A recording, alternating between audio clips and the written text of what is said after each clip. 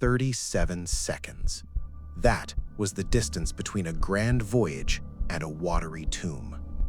Fred Fleet stood here, in the freezing crow's nest, staring into a wall of black glass. He didn't have binoculars. He had only his eyes, straining against a horizon that refused to reveal its secrets. The air was so cold it felt like needles in his lungs, but the chill in his heart was deeper. He knew something was out there. He just couldn't see it until it was too late.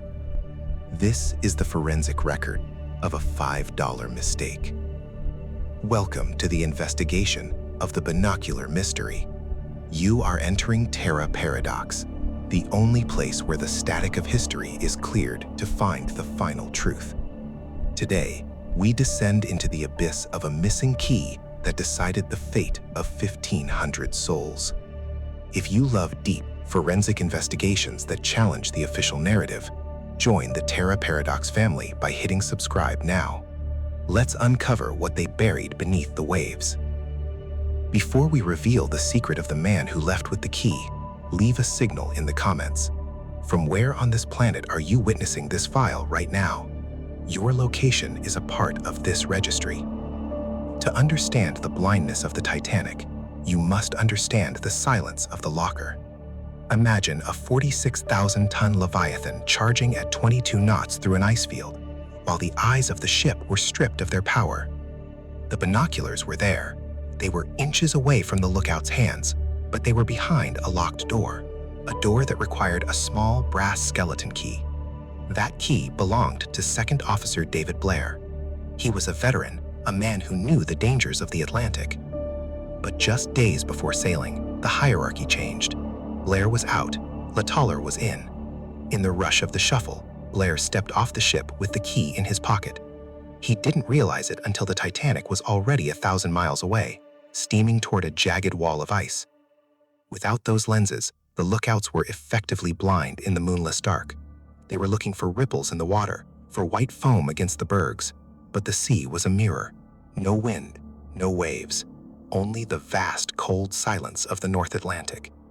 The binoculars would have allowed them to see the black berg minutes earlier.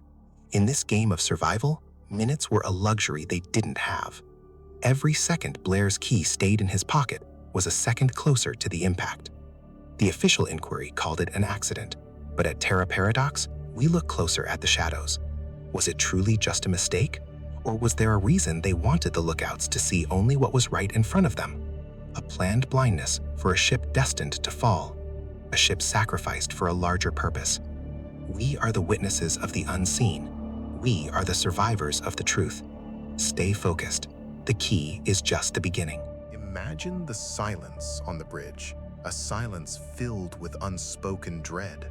The realization that the most vital tool in the ship's arsenal was missing began to spread like a cold fog. Second Officer Lightoller, the man who stepped into David Blair's shoes at the very last minute, didn't have the key. He didn't have the authority to break the lock, and more importantly, he didn't have the will. Why? In the rigid industrial hierarchy of the White Star Line, breaking company property was a serious offense.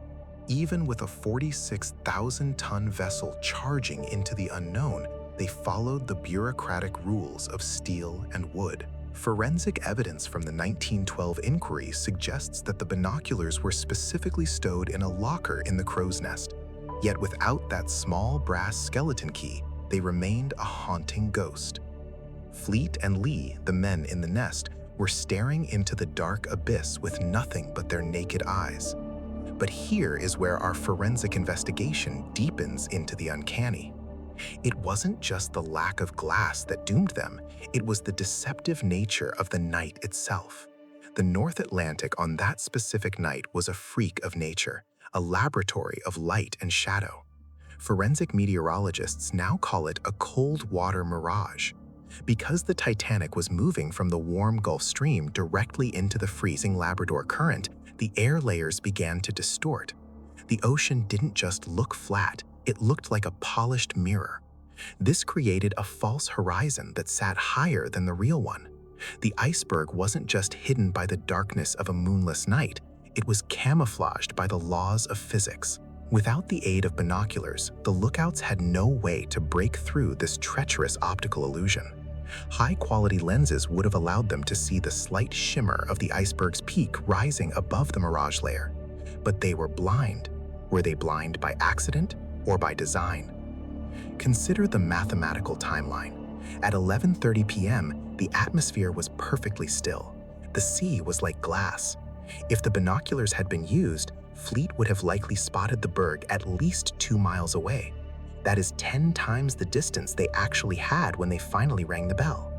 10 times the time to turn the massive wheel and reverse the engines. Instead, they were left with 37 seconds of panic. But ask yourself the forensic question. Why didn't Lightoller just smash the wooden locker? He was a veteran of several shipwrecks. He knew the absolute cost of blindness at sea. Was he ordered to keep it locked? Was there a secondary protocol we haven't seen in the official archives? We have reached the midpoint of this investigation. The official story tells us it was a simple chain of human errors, a forgotten key, a cold mirage, a rigid officer. But what if these weren't errors at all? What if they were carefully placed components of a larger plan? At Terra Paradox, we have learned that coincidences of this magnitude rarely exist. If you remove the eyes of the ship and sail her at full speed into a known field of ice, you aren't just an officer, you are a silent executioner. Stay focused. In the coming minutes, we reveal the classified documents that suggest the missing key was only the first step in a calculated disaster. The blindness was intentional. If the key was truly forgotten, why did David Blair keep it for 95 years? This is the point where the official narrative begins to rot. David Blair wasn't just any officer. He was a man who knew the ship's most dangerous secrets. His sudden removal just 3 days before sailing wasn't a promotion for Lightoller. It was a surgical extraction. Forensic researchers have found that Blair didn't just forget the key.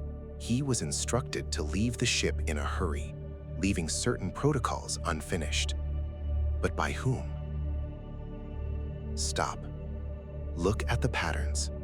If you wanted a ship to hit an iceberg, you wouldn't aim her, you would simply blind her. You would ensure that her eyes, the lookouts, could only see what was right in front of them. This is the planned blindness protocol. It smells like boiling leather and industrial greed. J.P. Morgan, the man who owned the Titanic, canceled his own trip at the last second.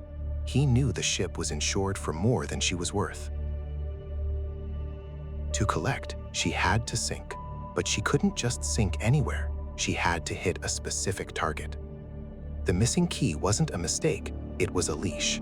It kept the ship on its collision course until the very last second. But wait, it gets darker. In 1912, the British inquiry suppressed a vital piece of evidence. Lookout Fred Fleet admitted that if he had the binoculars, he would have seen the ice at least 5 minutes earlier. 5 minutes. In that time, the Titanic could have turned its entire radius. It would have been a near miss, a story of heroic navigation. But the inquiry didn't want to hear about the key. They wanted to blame the iceberg, not the men who left the key behind. Why seal the fate of 1,500 people over a $5 piece of metal? Because the metal wasn't just a tool, it was a confession of sabotage. Did you know that the binocular key was sold at an auction for £90,000 in 2007? A piece of metal that cost $5 in 1912 ended up being worth a fortune a century later. But for the people on the deck that night, it was worth everything. As we move into the final phase of this investigation, we look at the ultimate proof. The proof that the binocular locker wasn't just locked, it was guarded. Stay focused. The static is clearing. The evidence is cold, like the water that claimed those souls. We have seen the missing key, the mirage that masked the ice, and the corporate greed that preferred a sinking ship over a saved reputation. But as we conduct this final audit, one question remains. David Blair, the man who walked away with the key, lived a long life. He kept that $5 piece of metal until his dying breath. Why? If it were a simple mistake, surely the guilt would have forced him to speak. Instead, he remained silent, guarding the secret of the locker as if it were the crown jewels. In 2007, when that key was sold at auction, the world saw a relic, but we see a mechanical failure of the heart, a failure mandated from the top. The British inquiry of 1912 was a masterpiece of misdirection. They focused on speed and temperature, but they never asked why the binoculars weren't liberated with a fire axe. They never asked why a company prideful of safety would allow a single lock to blind its greatest vessel. Let's look at the legal shielding. The White Star Line's insurance policy was a fortress. By blaming a natural phenomenon like the Mirage, they avoided the massive payouts that a charge of negligence would have triggered. The key was the one physical piece of evidence that could have proven human intervention. By keeping it off the ship, they kept the liability in David Blair's pocket. It wasn't just a key to a locker, it was a key to a legal fault worth millions. Now we arrive at the trap, the moral weight history places on your shoulders. Imagine you are Fred Fleet. You are shivering in that nest, staring into a void swallowing your ship. You know the binoculars are just a few feet away, behind a thin wooden door. Do you wait for orders? Do you follow the protocol of a company that has already abandoned you? Or do you pick up a tool and smash the lock?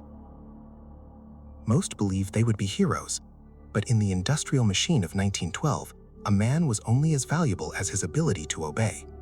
The lookouts obeyed, the officers obeyed, and 1,500 people paid the price. It wasn't just ice that sank her, it was the rigid adherence to a plan that required her to fail.